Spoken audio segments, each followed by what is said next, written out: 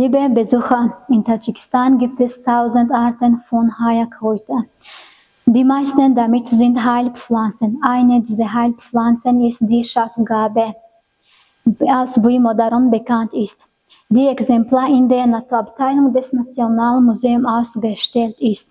Buimodaron, Puganak oder Buganak ist ein mehrjähriges Kraut, das vom Feuergebirge bis in Höhe von 2500 Metern über dem Meerspiegel wächst.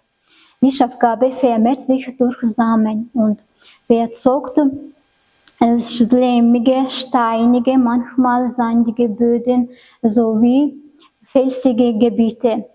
Die Schafgarbe blüht im Mai-Juni und trägt im Juni-Juli Früchte.